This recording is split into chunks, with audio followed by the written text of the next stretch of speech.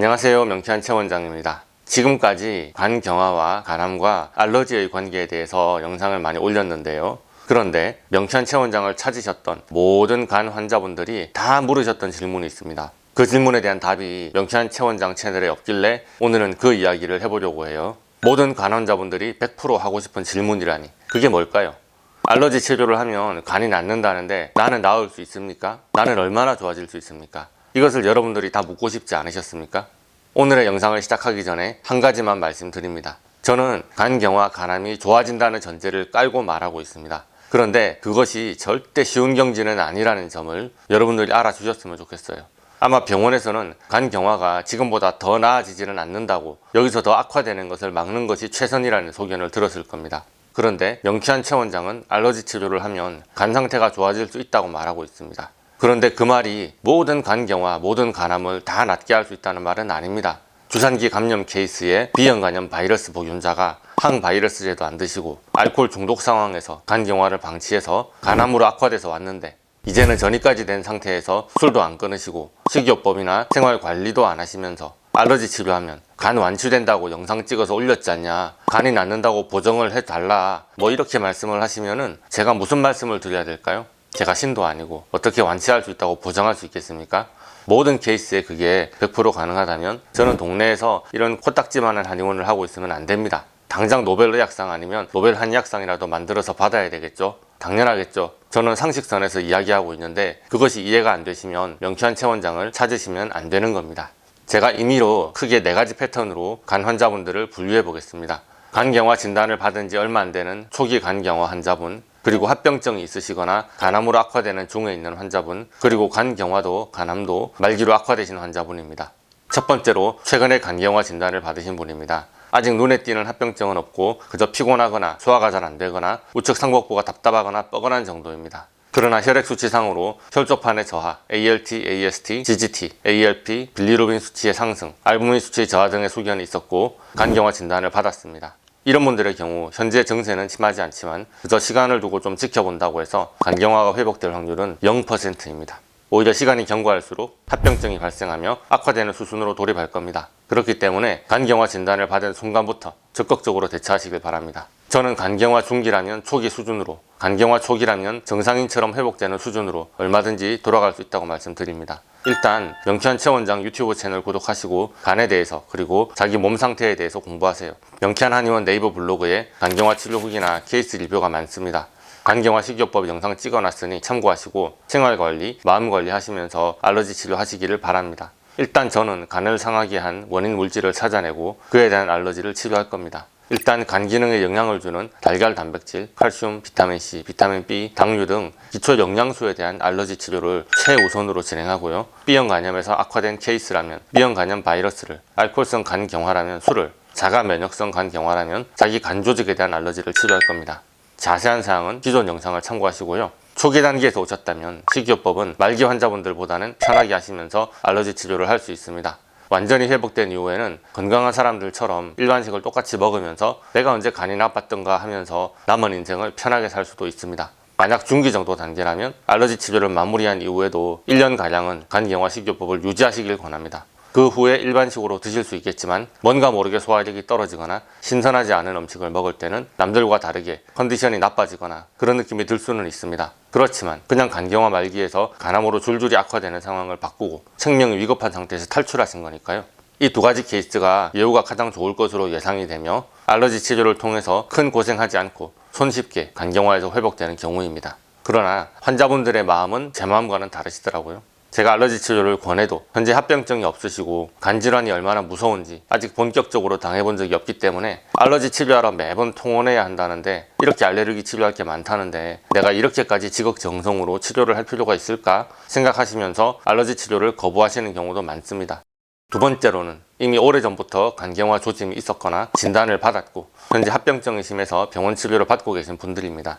복수나 황달, 위식도 정맥류, 혈변, 토혈, 간성 혼수 등의 증상으로 검사와 치료를 받았거나 응급실에 자주 가고 계시는 분들입니다.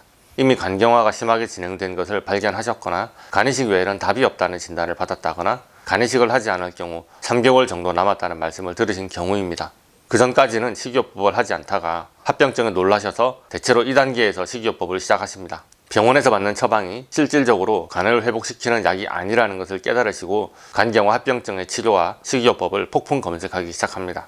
다행히도 2단계에서 오셔도 알러지 치료를 하면서 식사를 잘 유지하면서 차츰 회복되시고 위험한 단계를 넘기시고 안정적인 상태로 회복하신 사례가 많습니다.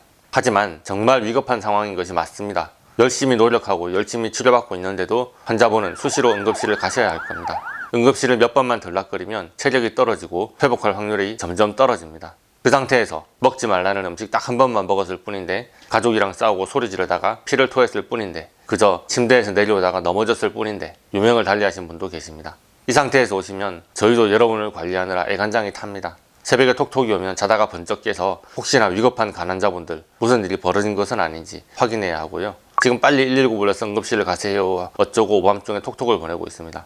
저도 여러분도 아주 고생이죠. 그렇지만 이 정도가 되면 위급함을 아시니까요. 명쾌한 최 원장이 하는 말이 이해가 되든 안 되든 일단 지푸라기 잡는 심정으로 알러지 치료를 시작하시고 아주 정말 조심조심 잘해야 하지만 명쾌한 최 원장이 시키는 대로만 열심히 하시면 회복될 가능성이 높습니다. 혹시 이렇게 합병증이 심한 간경화 말기 단계인데 완치가 되냐고 제게 묻는 분들이 아주 간혹 계시긴 합니다. 죄송합니다만 완치되냐고 물으실 단계가 아니고 죽지 않고 살 수는 있겠습니까? 라고 물어보셔야죠. 엄격하게 관리를 받으시면서 지금 있는 간으로 간 이식하지 않고도 잘 지낼 수 있도록 치료를 해드리고자 최선을 다하겠습니다. 세 번째는 간경화에 간암까지 같이 진단받으신 분들입니다. 혹은 간경화로 꾸준히 정기검진만 받고 있으시다가 어느 날 갑자기 간암이 생기셨다는 진단을 받으시고 수술이나 색전술을 고려하시면서 더 적극적인 치료를 찾으시는 분들입니다. 간암보다 간경화 진단을 먼저 받으셨다면 암 진단을 받으셨어도 말기 간암은 아닐 겁니다. 간경화 때문에 이미 정기적으로 간 검사를 받고 계셨기 때문이죠. 간에 혹이 생기는 것을 아주 중요하게 관찰하던 중이니까요. 이런 경우라면 보통 1, 2기 사이에서 간암을 발견하시는 경우가 대부분입니다. 이런 케이스라면 간경화에 준하는 관리와 치료로 얼마든지 간암에도 회복될 수 있습니다. 간경화는 전체적으로 간이 섬유화되며 쪼그라드는 것인데 1, 2기 간암은 상대적으로 사이즈가 작습니다. 그래서 간경화가 나을 정도로 노력하고 열심히 알러지 치료를 받으신다면 1, 2기 간암은 운이 좋으시면 저절로 사라질 수 있습니다. 간암이 생긴 위치가 좋지 않다거나 간경화가 심각하다는 이유로 수술을 못 받는 경우도 많이 생깁니다. 그래서 방사선이나 화학색전술, 고주파 시술을 받으면서 간암을 관리하는 경우가 더 많죠. 그리고 이런 분들이 완치를 바라시면 저는 딱 한마디를 해드립니다. 알러지 치료를 받으시고 이런 케이스에서 회복되신 분들이 계십니다. 명쾌한 최 원장 채널이나 명쾌한 한의원 네이버 블로그에 후기를 올려놨어요. 그러나 그분들과 비슷한 케이스라고 말씀하셔도 여러분이 나을 수 있다는 말을 제가 쉽게 하기는 힘듭니다. 그분들은 정말 많이 노력하셨습니다. 식사를 관리하는 것에 전적으로 투자하셨고 알러지 치료를 정말 목숨 걸고 받으셨습니다. 저는 누가 오셔도 똑같이 치료할 겁니다. 그러나 여러분들이 그분들처럼 그렇게 목숨 걸고 자기 몸을 관리하실지는 모르겠습니다. 저 혼자 하는 일이 아닙니다. 그래서 여러분의 경과는 제가 뭐라고 예상하기가 어렵네요.